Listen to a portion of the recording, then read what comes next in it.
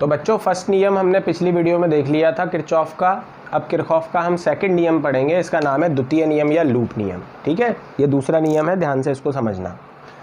ये नियम ये कहता है कि किसी भी लूप में, अब लूप के अंदर कुछ तो विद्युत वाहक बल होते हैं, विद्युत वाहक बल मतलब सेल होते हैं, और कुछ प्रतिरोध होते हैं। अभी हम जो इस चैप्टर में जनरली पढ़ रहे हैं, लूप के अंदर ये दो ही चीज़ें हम यहाँ पे लगाएंगे। कुछ तो विद्युत वाहक बल होते हैं और कुछ प्रतिरोध होते हैं। अब बच्चों विद्युत वाहक बल क्या होता है? विद्युत वाहक बल एक तरीके से वो पेट्रोल पंप है। जैसे हम गाड़ी चलाते हैं तो हमें गाड़ी चलाने के लिए पेट्रोल डलवाना पड़ता है, तो पेट्रोल डलवाने के लिए हम कहाँ जाते हैं? पेट्रोल पंप पर। फिर पेट्रोल पंप से हम पेट्रोल डलवा के गाड़ी को चलाते हैं। तो इसी प्रकार जो इलेक्ट्रॉन होते हैं, इलेक्ट्रॉनों को भी गति करने के लिए परिपथ में ऊर्जा की आवश्यकता होती है। वो ऊर्जा वो लेते हैं बैटरी या सेल से, और सेल उनको ऊर्जा देती है। उस ऊर्जा का उपयोग वो पूरे परिपथ में घूमने में करते हैं। जैसे हम गाड़ी चलाने में करते हैं, वैसे वो परिपथ में घूमने में करते हैं। तो ये नियम ये सिर्फ इतना सी बात कहता है कि जितने भी विद्युत वाहक बल लूप में उपस्थित हैं, ये आवश्यक नहीं है कि एक ही सेल हो।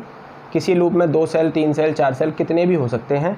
तो सभी सेलों का जो बीजगणितीय योग होता है विद्युत वाहक बलों का, सभी सेलों के विद्युत वाहक बलों का बीजगणितीय योग सभी प्रतिरोधों पर विभव पतन के बीजगणितीय योग के बराबर होता है। सेल लग रहे हैं, सेल तो क्या एनर्जी देते हैं, और प्रतिरोध एनर्जी को ख़त्म करता है, ऊर्जा को ख़त्म करता है। तो जितनी सेलों ने ऊर्जा दी उतनी सारी प्रतिरोधों पर ख़त्म हो जाती है। ये कहलाता है किरचॉफ का द्वितीय नियम। इसको आप थ्योरी में कैसे लिखोगे कि किसी लूप में उपस्थित सभी विद्युत वाहक बलों का बीजगणितीय योग, विद्युत वाहक बलों का बीजगणितीय योग किसके बराबर होता है? प्रतिरोधों पर विभव पतन। ये IR क्या है? प्रतिरोधों पर विभव पतन के बीजगणितीय योग के बराबर होता है। इसे कहते हैं किरचॉफ का द्वितीय नियम। तो इसमें आपको समझ में आया कि जितनी ऊर्जा हम देंगे परिपथ में उतनी ऊर्जा खर्च हो जाएगी। यानी कि ये नियम किस पर आधारित होना चाहिए? ऊर्जा संरक्षण सिद्धांत पर। तो ये आप ध्यान रखना, ये नियम ऊर्जा संरक्षण सिद्धांत पर आधारित होता है। किरचॉफ का प्रथम नियम आवेश संरक्षण सिद्धांत पर आधारित था, और किरचॉफ का द्वितीय नियम किस पर आधारित होता है? ऊर्जा संरक्षण सिद्धांत पर। तो ये द्वितीय नियम हो चुका है बच्चों। अब इसे न्यूमेरिकल्स में कैसे लगाया जाता है, इसको हम थोड़ा सा समझेंगे। वोल्टता का नियम भी कहते हैं इसको। पहला नियम धारा का नियम कहलाता है। किरचॉफ का धारा का नियम था पहला, उसमें धाराओं की बात हो रही थी। इसमें वोल्टताओं की बात हो रही है, ये वोल्टता का नियम है। तो अब इसको जब आप लगाओगे न्यूमेरिकल में, तो आपको एक शॉर्ट ट्रिक बता रहा हूँ, उस ट्रिक का आप ध्यान रखते हुए फिर इसके न्यूमेरिकल्स करोगे। वो शॉर्ट ट्रिक क्या है, उसे मैं 4 पॉइंट्स में आपको यहाँ डिस्क्राइब कर दूंगा, और ये पॉइंट अगर आप समझ गए तो किरचॉफ का कोई भी न्यूमेरिकल आप कर लोगे। फर्स्ट पॉइंट ये कहता है कि अगर मान लो एक सेल हो, अब इसको ध्यान से समझना, ये सेल में 2 टर्मिनल होते हैं, सेल के 2 सिरे होते हैं, एक पॉजिटिव और एक नेगेटिव। ठीक है,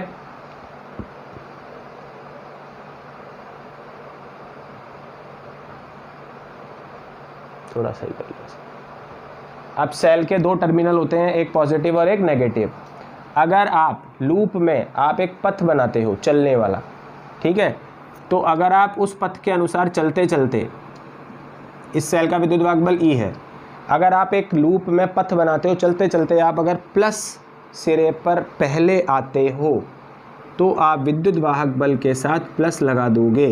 इक्वेशन बनाते समय समीकरण बनानी पड़ेगी। जब हम इसके न्यूमेरिकल करेंगे तो हमें समीकरण बनानी पड़ती है। अभी मैं आपको एक न्यूमेरिकल भी कराऊंगा।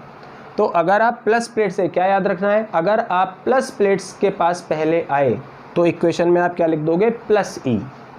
अगर आप, सेकंड पॉइंट, अगर आप मान लो ऐसे चल रहे होते कि माइनस प्लेट के पास पहले पहुंचते तो आप लिख देते माइनस E। अगर प्लस प्लेट के पास पहले पहुंचोगे तो प्लस E, माइनस प्लेट के पास पहले पहुंचोगे तो माइनस E लिख दोगे। तीसरी, ये 2 तो सेलों की बात हो गई, एक प्रतिरोध की बात। अब एक प्रतिरोध है जिसमें धारा प्रवाहित हो रही है I, ठीक है, एक प्रतिरोध आएगा, प्रतिरोध भी आ सकते हैं लूप के अंदर। प्रतिरोध में कितनी धारा प्रवाहित हो रही है? I। अगर आप धारा की दिशा में ही चलते हो, देखो आपके चलने की दिशा और धारा की दिशा अगर एक ही है तो आप लिख दोगे प्लस IR। तो उस इक्वेशन को बनाते समय क्या लिख दोगे? Plus IR। कब लिखोगे प्लस? जब धारा की दिशा और आपकी दिशा सेम हो। सेल में तो हम प्लेट देखेंगे कि किस प्लेट से टक्कर मारते हैं। प्लस से टक्कर मारेंगे तो प्लस ई, माइनस से टक्कर मारेंगे पहले तो माइनस ई। और प्रतिरोध का IR लिखते समय ये देखते हैं कि हम धारा की दिशा में हैं या नहीं। अगर हम धारा की दिशा में हैं तो प्लस IR, और अगर हम धारा के विपरीत हैं, मान लो धारा इस तरफ बह रही थी और हमने लूप में चलने की जो दिशा बनाई थी वो अपोजिट थी, ऐसे आ रहे थे हम, धारा ऐसे जा रही है, हम ऐसे आ रहे हैं, तो हम लिख देंगे -IR। अगर ये 4 बातें आप समझ लो, अभी नहीं अगर समझ में आई कोई बात नहीं है, अभी न्यूमेरिकल करते हैं उसमें ये चीज़ समझ में आएगी। अभी मात्र इतना था समझो कि अगर प्लस प्लेट से टकराए तो प्लस ई, माइनस प्लेट से टकराए तो माइनस ई, अगर धारा की दिशा में है तो प्लस IR, अगर धारा की दिशा के विपरीत है तो -IR।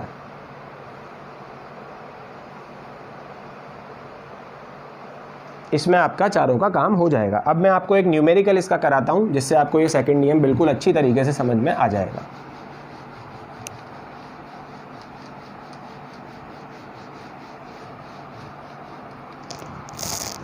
इसका बुक का न्यूमेरिकल है 6.2, एग्जाम्पल का 6.2।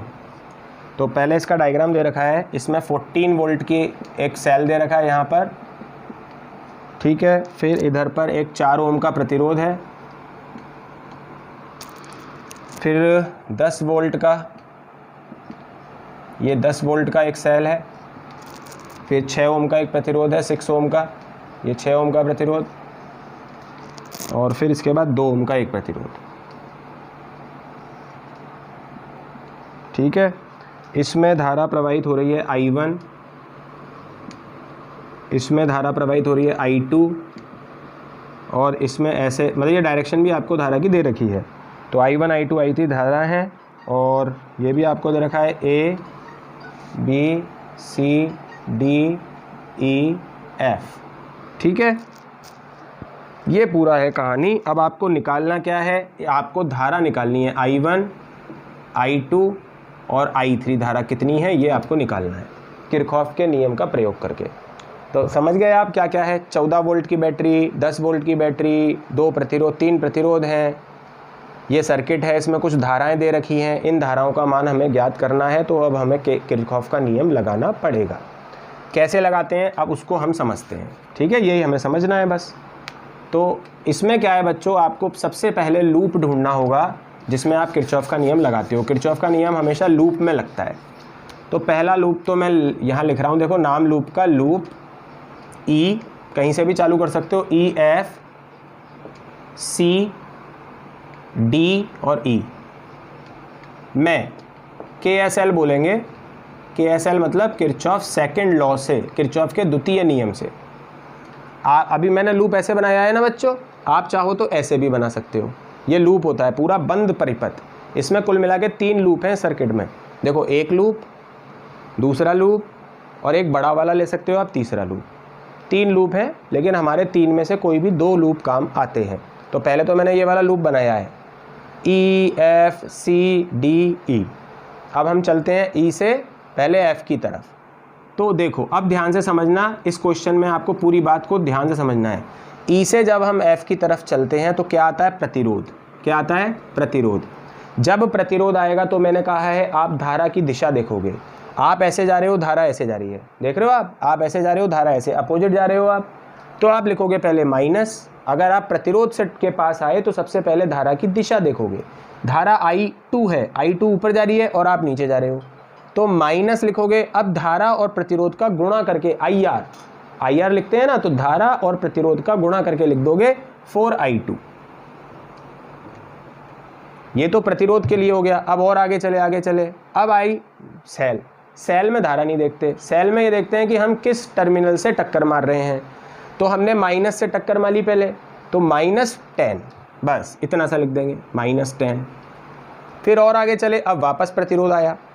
अब धारा की दिशा, इस वाली शाखा में I1 धारा है। आपको ये पता भी होना चाहिए कि किस शाखा में कौन सी धारा है। देखो, इस वाली शाखा में I1 धारा है पूरी में, इस पूरी शाखा में I2 धारा है, और इस पूरी शाखा में I3 धारा है। ये हमें दे रखी होती है, ये I3 धारा दे रखी है, तो यानी ये पूरी शाखा में बहेगी, यहाँ से यहाँ तक। ये I1 धारा, ये पूरी शाखा में I1 धारा होगी, और इस पूरी शाखा में I2 धारा होगी। ये बात आप ध्यान रखना, ठीक है। तो अब हम 6 ओम पे आए। 6 ओम एक प्रतिरोध है, तो प्रतिरोध पर आते समय हमें धारा की दिशा देखनी है। धारा भी ऐसे है, हम भी ऐसे हैं, दोनों साथ में चल रहे हैं, तो प्लस और प्रतिरोध और धारा का गुणा करके 6I1 लिख देंगे। फिर और ऊपर चले, अब बैटरी आई, तो बैटरी आते ही माइनस, क्योंकि माइनस के पास पहुंचे पहले, -14, और फिर हम जब ई पर आ गए वापस बराबर 0। इस तरीके से हमें ये इक्वेशन बनानी होती है। मेरे ख्याल से आप समझ गए होंगे। क्या किया हमने, प्रतिरोध पर आए तो धारा को देखेंगे, धारा अपोजिट है तो माइनस लगा देंगे, फिर प्रतिरोध और धारा का गुणा करके लिख देंगे। सेल के पास आते हैं तो ये देखेंगे किस टर्मिनल से टकरा रहे हैं, माइनस से टकराए तो माइनस, और सेल का विद्युत वाहक बल लिख देंगे बस 10, -10। फिर प्रतिरोध से आए तो धारा की दिशा देखी, हम धारा की दिशा में थे तो +6I1। फिर बैटरी के माइनस से टकराए -14 बराबर 0। इसमें से हम 2 को कॉमन ले सकते हैं, -2I2 -5 +3I1 -7 = 0। 2 कॉमन लेके 0 के पास ले गए, ख़त्म हो गया मामला। तो यहाँ पर एक तो 3I1 और -2I2 = ये 5 और 7 कितना हो जाएगा, माइनस का 12, जो उधर जाके +12 हो जाएगा। ये हमारी फर्स्ट इक्वेशन बन जाएगी। तो इस इक्वेशन के आधार पर हमने जो धारा की वैल्यू है उनको इधर रख लो, बाकी जो आंकिक मान है उनको उठा के उस तरफ ले जाओ, तो आपके पास एक इक्वेशन बन जाएगी। एक लूप का काम कंप्लीट हो चुका है। अब हम दूसरा लूप लेंगे। दूसरा लूप हम लेंगे FA/BCF। लूप FA/BCF में KSL लगा देंगे। अब एक बार आप इसको लगा के देखो, जिस तरीके से मैंने आपको सिखाया है, एक बार इसको लगा के देखो, पॉज करके लगाओ इसको एक बार, और अपनी एक इक्वेशन बनाओ। तो जब आप अपनी इक्वेशन बना लोगे, फिर आप मेरी वाली इक्वेशन से मैच करके देखना।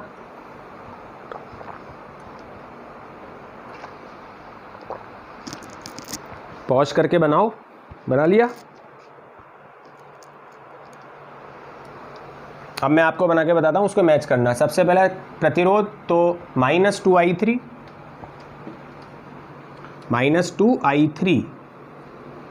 फिर ये भी प्रतिरोध, ये भी धारा इधर है, आप इधर जा रहे हो, -6I1,